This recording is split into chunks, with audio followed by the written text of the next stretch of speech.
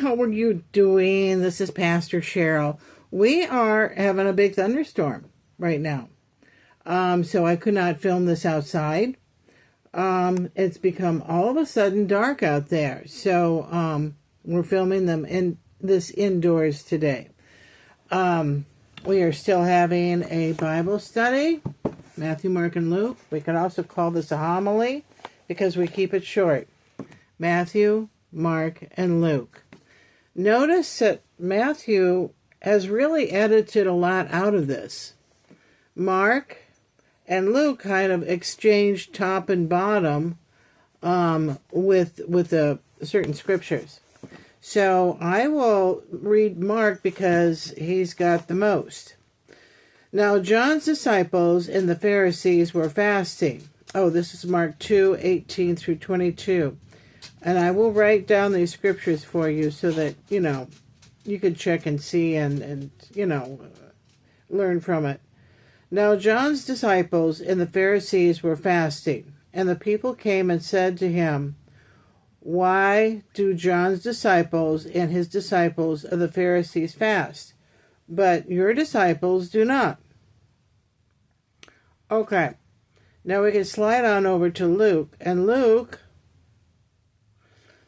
it says the disciples of John's fast often and offer prayers, and so do the disciples of the Pharisees. But yours eat and drink.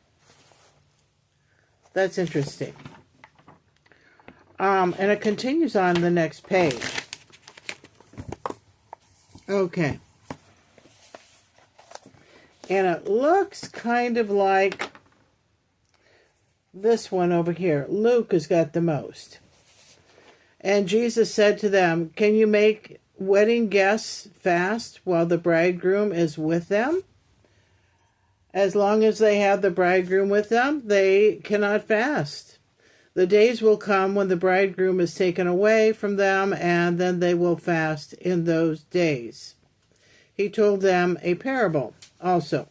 "No one tears a piece from the new garment and puts it upon the old garment. If he does, he will tear the new, and the piece from the new will not match the old, and no one puts on a new wine into the old wine skins. If he does, the new wine will burst the skins, and it will be spilled, and the skins will be destroyed. But new wine must be put into fresh wineskins, and no one after drinking old wine desires new." So he says the old is good. Okay, I don't know that much about wineskins. We don't bottle our wine like that today. We don't do that. We use bottles. And they're very well cleaned before anything goes inside them. If you've ever done any kind of canning,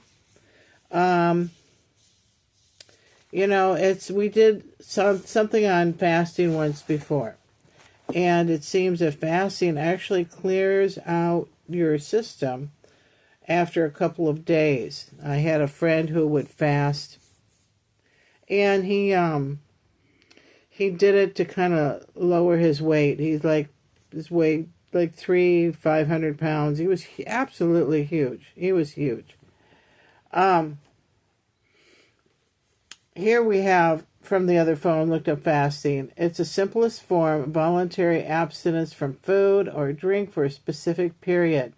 It's a practice with roots in various cultures and religions, often employed for health, spiritual, or ethical reasons.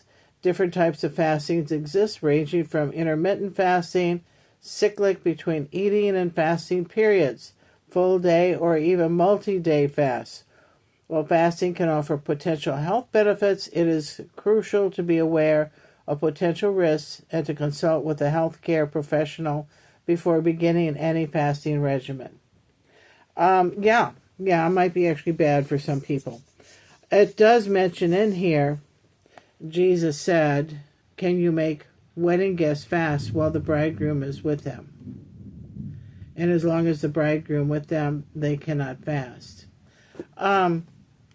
It gets into the bridegroom narrative again.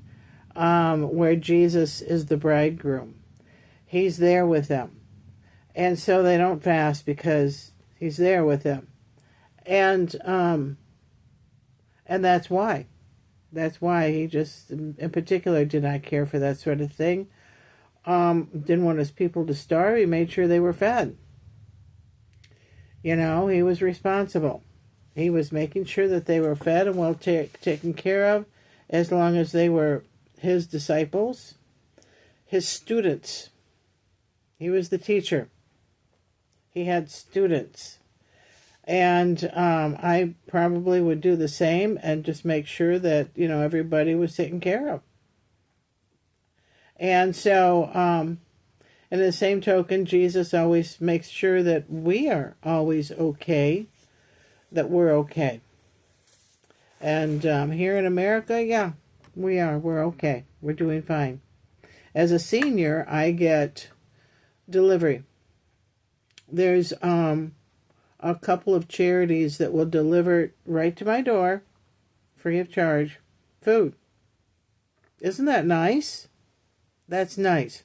Now, if you have elderly parents, look around in your community and see if you could do the same or have the same for your parents or grandparents, great-grandparents, you know, and so I just kind of have several bags that arrive. I pick through it.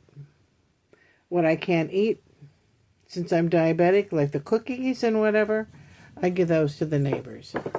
And specifically, like neighbors with children, you know, who's going to eat cookies, right?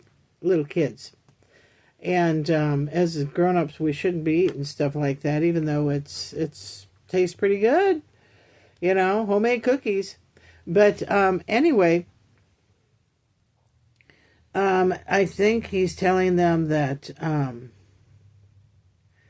you know, they are not fasting because the bridegroom is with them.